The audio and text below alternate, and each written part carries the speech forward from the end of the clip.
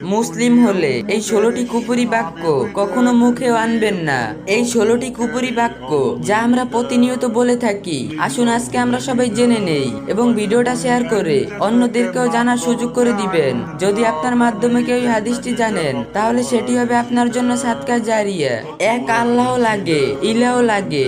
দুই, তোর মুখে ফুলচন্দন পড়ুক। ফুলচন্দন হিন্দুদের পূজা করার সামগ্রী। তিন, কষ্ট করলে কেষ্ট মিলে। কেষ্ট হিন্দু দেবীর নাম, তাকে পাবার জন্য কষ্ট করছেন। চার, মহাভারত কি অশুদ্ধ হয়ে গেল?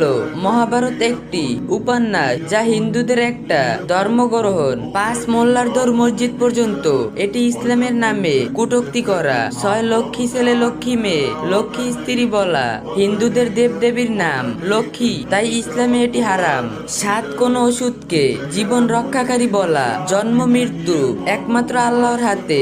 আট, দুনিয়াতে কাউকে শাহিনশা বলা, এর অর্থ রাজাদের রাজাধিকারী। নয়, নির্মল চরিত্র বুঝাতে দোয়া তুলসী পাতা বলা, এটি অন ইসলামিক পরিভাষা যা হারাম।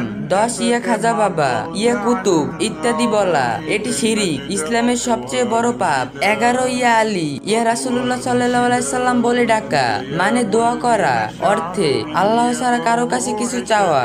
আল্লাহ ছাড়া পৃথিবীর কারো